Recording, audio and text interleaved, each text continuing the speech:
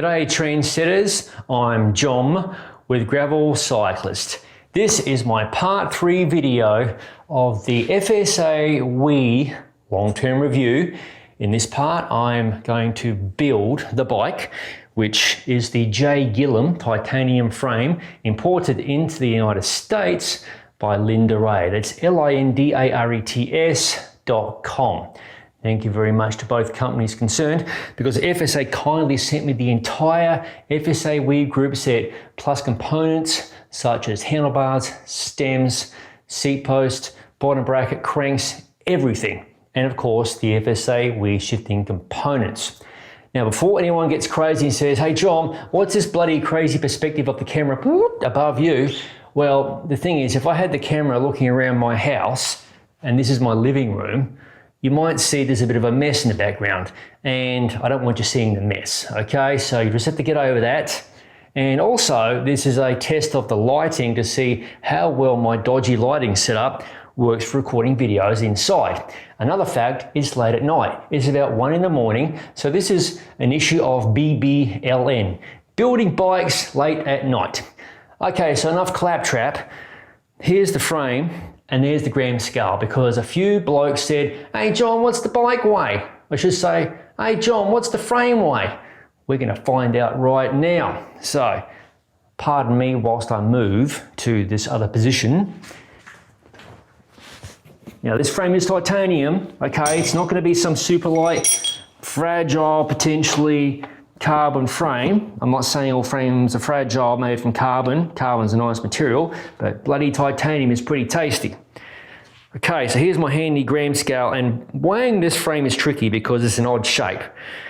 So I'm gonna balance it, I figured this out before. I'm gonna balance it on the down tube, right? And I'm gonna let it sit and then just grab the weights. You're doing this live, well, it's balancing. 1,904 grams, 1,904 grams. Let's whack the Envy. This is an Envy gravel fork. Uncut, you might notice. Uncut, long stereo tube. So I have removed the axles on the frame and the fork. This is easy to weigh. 496 grams. That's quite respectable for an uncut, heavy-duty gravel fork. You're going to ask, how much do the through bolts weigh? The rear is a Maxell. That's by RockShox, I think. I always get that wrong. Maxell, anyway. And the front is, I don't know. Let's chuck them onto the scale, because you can save some weight with these little puppies. There's some third-party through bolts I've seen. If it stays, hello.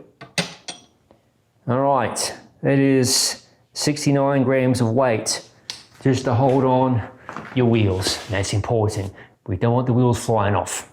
Now that I've weighed the frame, it's time to get cracking on the actual build itself. Okay folks, it's time to install the crown race onto the Envy carbon gravel fork. Unfortunately, it's not an FSA part, because I had no clue about the spec on the headset at the time for the Guillem frame, so I had Derailleur, the importer of the frame, send me a headset long. So it's a Cane Creek 40, it's tapered, hopefully that's in focus.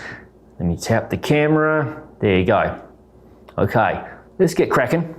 There's the headset, there's the crown race. So I'll use my crown race setting tool to get it all nicely whacked onto the fork. Okay, let's put a bit of grease onto the base of the fork. I want that crown race to go on real nice.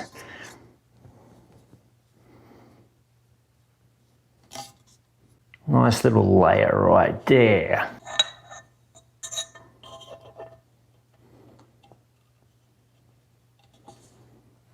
Well, I forgot all about this. Because this stereo tube is tapered right there, my old school, so to speak, crown race setting tool isn't going to do the job, because, watch this, bottom's out right there, see? So I need to visit my mate at the bike shop who's going to handle the install of the disc brakes in terms of bleeding and so on. So I'll install it onto the bike just loose, so no judgment please. Will at least make my mate's job nice and easy. So I'll whack in some grease into the head tube. So the bottom bearing, it's got a nice bit of grease to sit on. I'm sure someone's going to diss me for doing this, but you know, this works for me. This technique has for years. There you go, there's the bottom bearing. Plop into place, nice. Okay, let's just temporarily slide the fork into the steerer tube. And I did apply grease into the top side of the steerer tube. So I'm going to get the top bearing, wherever the hell it's gone to. Oh yeah, right there. There you go, top bearing. Again, this is just kind of place holding it for now. I'm going to use this roughly, just to figure out where I need to cut the fork. Folks, I do actually have a stand. It just hasn't been featured in the video yet. You'll see it shortly. Okay, that's just a rough placeholder. The Cane Creek headset top cap has a little ridge. It might be difficult to see in the light right now, but it uses these interlocking spaces. Notice that little ridge right there? So, slide that down the steerer tube and it locks in perfectly to be nice and flat. So there's then right there in the top one is the finishing spacer, whereas each individual one, see, they snap together like that. Now it's time to install the stem, and I want to leave a bit of space above for a future adjustment. So I'll just mark it in place right about there and get ready to cut it. There's the stem sitting on top, just roughly positioned. Take a couple of spaces. I want to get a rough position where I'm going to install my Park Tool cutting guide. And don't forget, I've also got to bang in the crown race at some point. So this will be a rough position.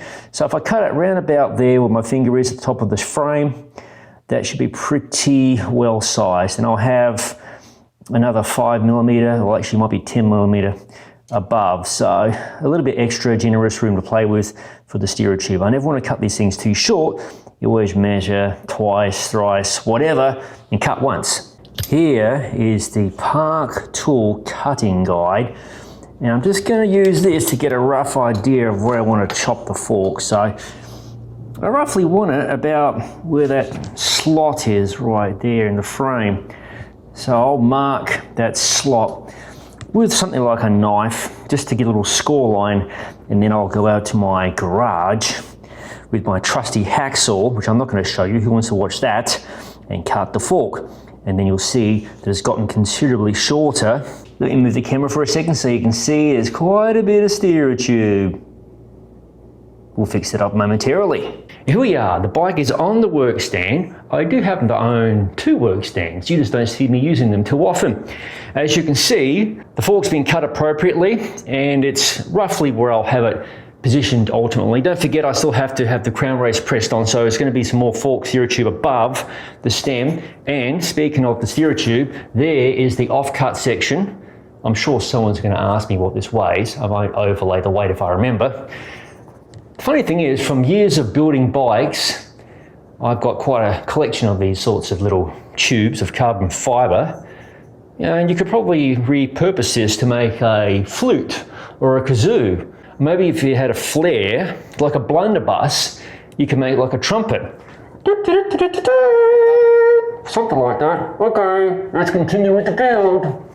The next thing I need to do, I need to run the FSA WE derailleur wiring, which is going to run inside the chainstay to connect the front and rear derailleur to the battery, and the battery resides inside the seat post, which is obviously going to sit right there. So hopefully it'll be simple. However, this stay is extremely narrow.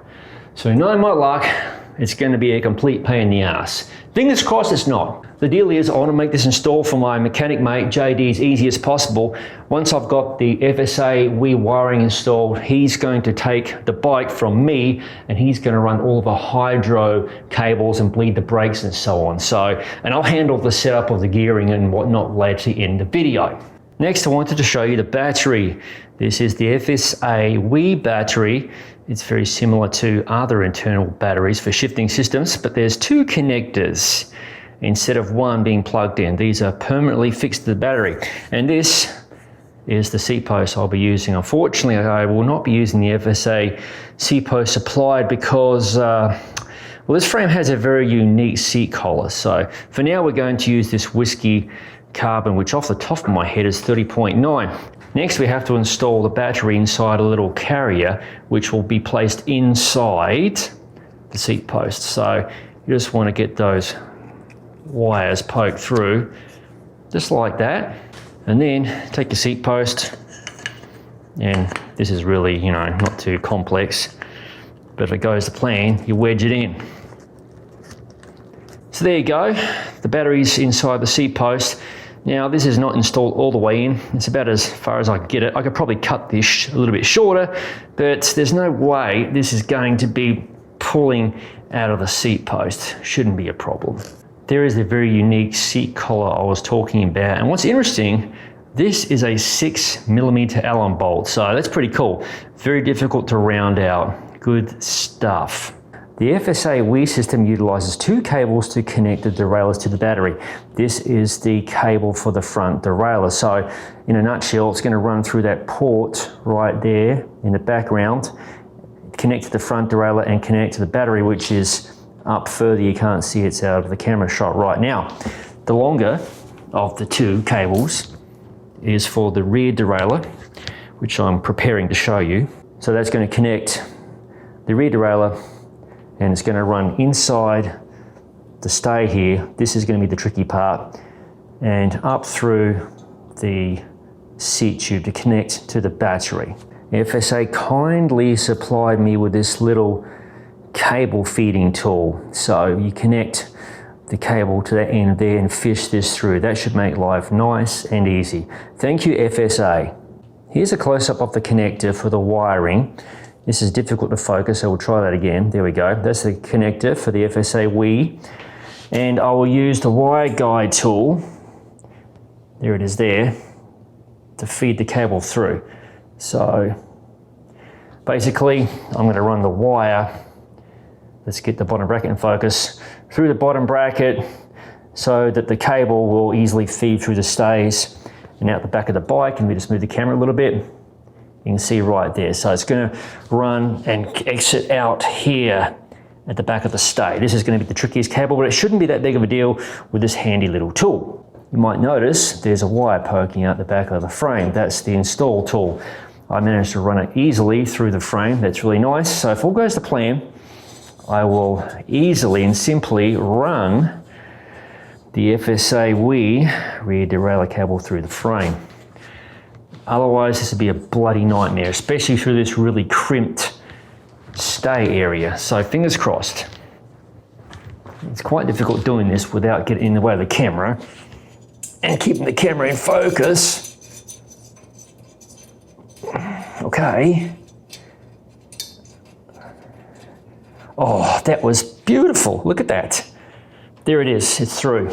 So now I can run the rear derailleur cable inside through the bottom bracket shell, up the seat tube and connect to the battery. There is the cable to connect the battery to the rear derailleur, and there is the rear derailleur cable right there, ready to go. And there is inside the bottom bracket shell. The last piece is to install the front derailleur cable, so inside the frame it goes. And it's simply going to meet up with the battery just like the rear derailleur cable did. And later on I'll put on a little grub there, or a grommet I should say, to make sure that's not exposed to the elements and fill the frame with water, etc. There you are, both cables are hanging out, ready to be connected to the battery. Hey folks, I'm at Super Cool Bike Shop and I'm dropping off the Guillem frame. The boys and girls here, well boys, lads are going to install the hydraulic part of the system for me. I've got everything else set up as you saw earlier in the video. That's Martin, he owns a shop, he's stuffing his face. He's doing a great job. See that bloke right there? That's JD. He's going to do all the installation of the hydro stuff. I left the difficult stuff for him. Well, hello folks. Well, back from the bike shop, and here you see the J. Guillem titanium review bike frame with FSA WE is resembling a bicycle now. But first, a huge thank you to JD of Super Cool Bike Shop in Gainesville, Florida for assisting me with the build relating to the hydraulic brakes, housings, bleeding the system, and so on. Unfortunately, due to COVID-19 and the massive backlog of service orders the bike shop has, I was unable to record the process of JD setting up the brakes and so on. But he did inform me there was no hassles. It was as simple as a Shimano bleed, and here is the FSA bleed kit, which contains mineral oil, and you've got your syringes and also your connectors for running hydraulic fluid through the system. So the brakes are ready to go. JD only reported one issue, and that was relating to the crankset and bottom bracket. It was the bottom bracket itself, namely the protective sleeve that covers the axle.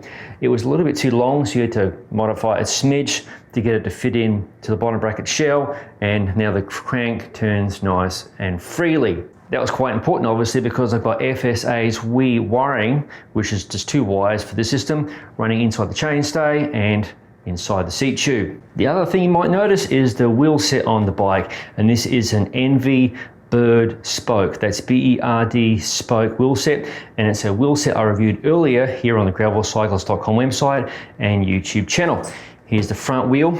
Unfortunately, FSA does not produce center lock rotors at this time, or maybe they do, I'm not aware of it. That point aside, I'm running Shimano XTR center lock 160mm rotors, front and rear. I could save a smidge of weight running a 140 on the rear, but let's not kid ourselves here. It's going to save, what, 20 grams in the big scheme of things? Just not worth it. Now, in my part 1 video of this build series, you can see all of these components up close. So there's not much left for me to do. I'll need to install the front and rear derailleurs, bolter cages, and so on. I'm going to show you in a second a close-up of the FSA WE shifters, just a couple of points of interest. Usually most brake shifters attach with a bolt that tightens down this clamp to affix to the bar. With the disc brake version, there is a rim brake version of these levers.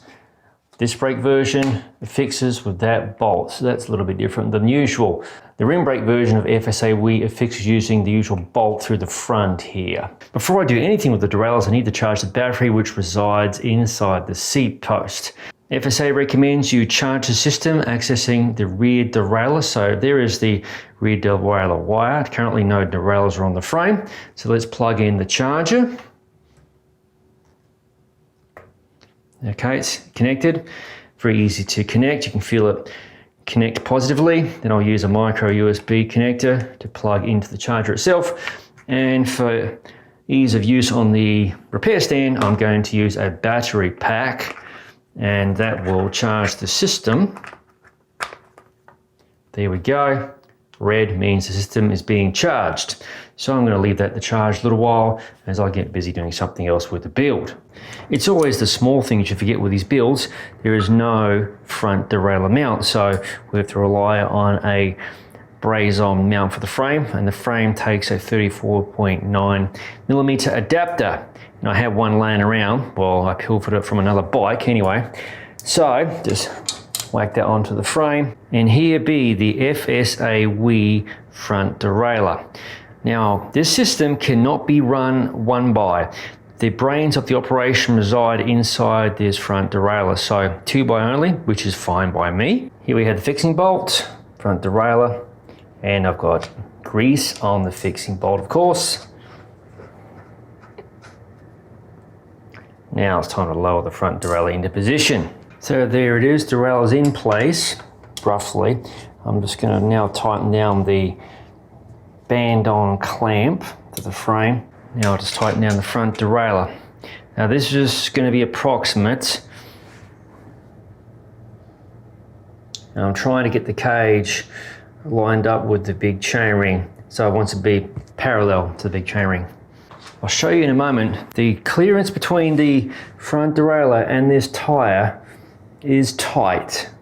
This is a 700C by 38mm tyre. So from this angle, it's a little bit difficult to see the clearance exactly, but it's about 4mm between the front derailleur and the tyre. Now it's time to install the wire to connect the front derailleur to the battery. Now I had to use an LED light, hopefully you can see this. And there's a little port underneath the derailleur, so plug it in like that, and if I push it all the way in, I'll feel a positive click. I felt that. Now then you use a 1.5mm Allen key to tighten it down.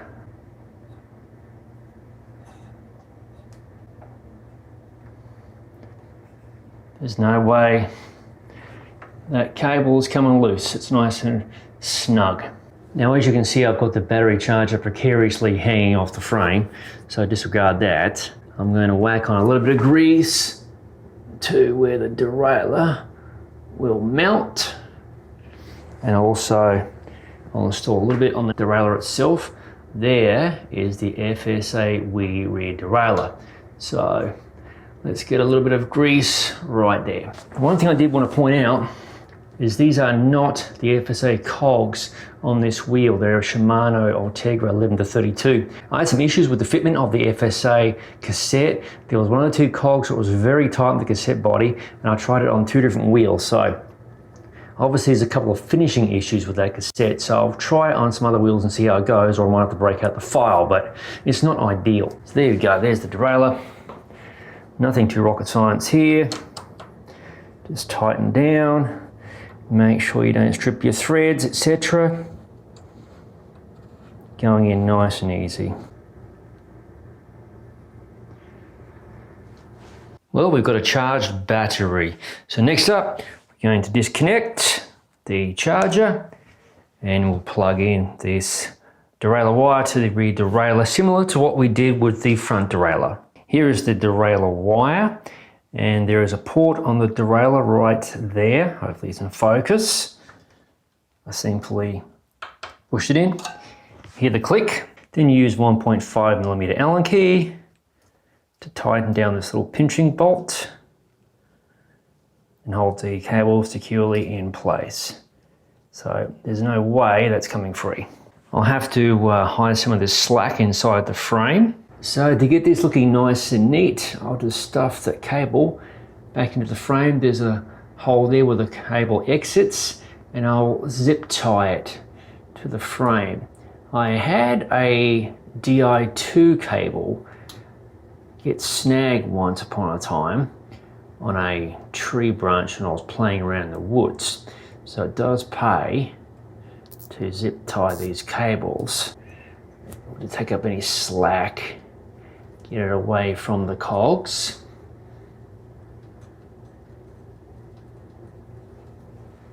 Okay, that looks pretty good. And I've got a little bit of slack right there, so you might be able to see the hole. So that gives me a little bit of wiggle room, and I'll apply either some silicone to that little hole there, or a cable filler. The sort of filler I would use with the Di2 system. There you go, you might be able to see it now. There's the hole right there. So let's power on the system. This front button handles that task. Apparently it will flash red, then it'll go to blue. So hold it down. Okay, that's what I expected. Flash red, blue, then LED off. Now the system is turned on. Right now the system is in standby mode. You might notice the flashing blue light. After a certain period of time, the system will turn itself off. You can tweak all the settings, I've not done that yet, using the WE FSA app, and that's available on the Android store. And I assume it's also available for the folks who have iPhones. Next, I have to pair the shifters to the derailleurs, and this is again done from the front of the bike, from the shifters. So you roll back the hood. There's two little fixing bolts. You use a 1.5mm Allen key. I hope this is in focus. This is hard to do without a crew. Loosen off the fixing bolts. Carefully remove the fixing bolts. You don't want to lose these. They're very diminutive. Right, underneath this top cap here is what we're looking for. There you can see the CR2032. CR2032, I'm trying to say battery. There's the cover. To pair the shifters, the system is turned on. I've done that. I hold down the left button here called the set button. Okay, it's now in set mode. I held it down for 3 seconds. Then I place the shifter into pairing mode. I'll hold down the little button and execute a shift at the same time. So it's in pairing mode, red LED light on. Then I hold down the power button on the front derailleur for 6 seconds. Okay, then I repeat the process for the other side.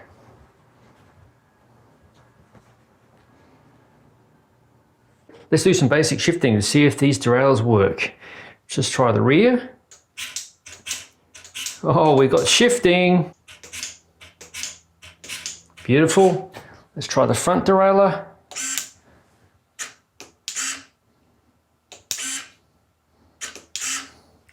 Okay, we need to slap on the chain and start getting the system set up. Next up, install the chain, and I place the chain on the small chain ring and on the smallest cog to get the size sorted out. Folks, I've configured the shifting and everything is triggered by the front derailleur. So this, like I said before, was the power on, power off button. This button places the derailleur into set mode. So if I place it right now in set mode, I can micro adjust the rear derailleur using the right shifter button. Very similar to how Di2 works. For example, watch this. So 2 taps down the shifter. You can see it moving. So it's like turning the barrel adjuster on a mechanical derailleur. And then to go back again, I push up. So that's basically moved back where it started from. Here's a different angle of the adjustment. So 1 tap with the shifter, another one. You can see it move. Very small, minute amounts. Back up again. The rear derailleur has limit screws as you would expect. This screw here sets how far the derailleur can move left to the biggest cog, and this screw here sets how far it can move to the right to the smallest cog. There's also the B adjustment screw right there that sets the gap between the pulley and the cog set. Time for a quick shifting demonstration. Bear in mind, I'm using a Shimano cassette with this drivetrain.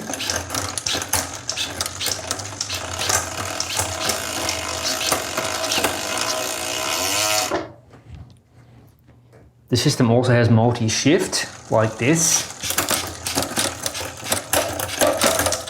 That's the fastest speed it does. You can probably shift gears faster manually. Let's try that.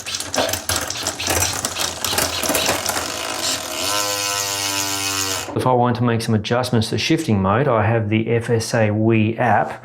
So I need to put the system into adjustment mode, which I've done on the front derailleur. Click connect, detects the group, it's found the system. So here you can see the settings for the left shifter, does the front derailleur, what the buttons do, etc. To get the right shifter, and also you can see the power levels in each shifter, the battery level right there. And there you go, I've been playing around with the system quite a bit in the work stand tonight. So that tells me the number of shifts I've done. You can also set the delay on the rear derailleur in terms of multi-shift, so I can make it fast, very fast, etc. I'll leave it on fast, that's pretty good. And you can also set the amount of gears that multi-shifts to do. So I'm leaving it at unlimited. Well, actually no, I'm gonna make it to 3 because I seldom use multi-shift actually. So here's some other settings. So power, at 1 hour the system will power itself off, and I've set the LED blink. This is the blue LED I showed before, 30 seconds. So the main battery is at 100%, and there you go, estimated battery life with that many shifts on the front and that many shifts on the rear. So once I've made my settings, I will just disconnect, that will apply them. So there you go, that was pretty simple. The front derailleur doesn't have any limit screws, so to adjust it, you put it in adjustment mode like it is now. It's flashing green with the LEDs, and then you press the front shifter button, left side in my case, and that puts the front derailleur into adjustment mode. Any shifting I do with the right side shifter will trigger the cage, the adjustment of the cage, like so.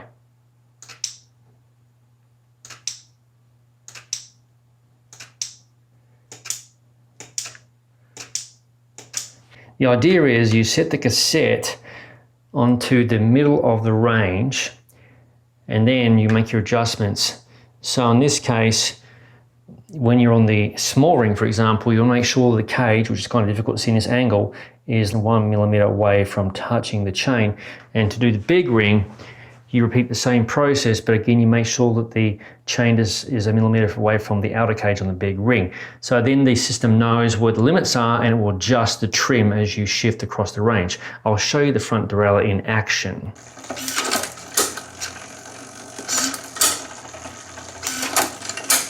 Now let's see the trim function as I shift gears across the range. So I'll try and slow the bike down there. So just watch carefully.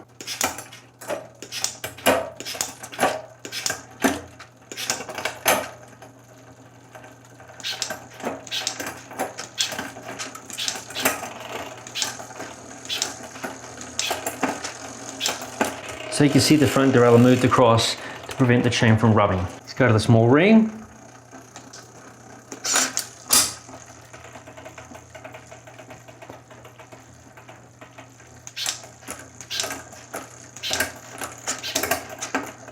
And right now I'm on the biggest cog, so there's no chain rub.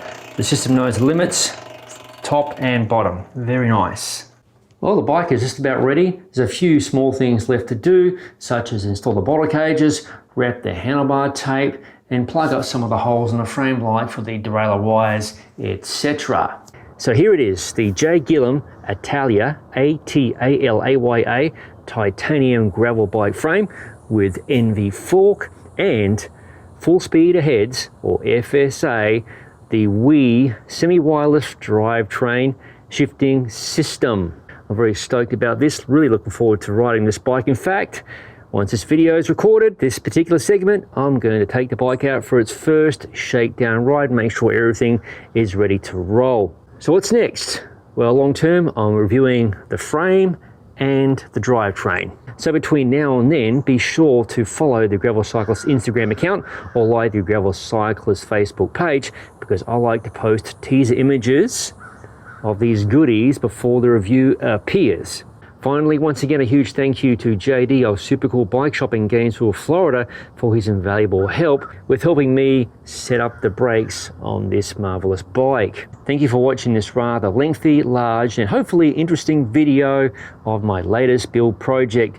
Be sure to stay tuned because I have another build project due to be released very soon. With that said, I hope you've subscribed to my channel if you haven't already, and be sure to click the bell button because that little button keeps you notified of all the crazy stuff I pump out to the channel. Videos like this, my ride experience videos where I go walk about, ride about, hike about in the middle of nowhere.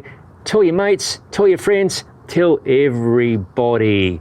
I'll see you in the next video.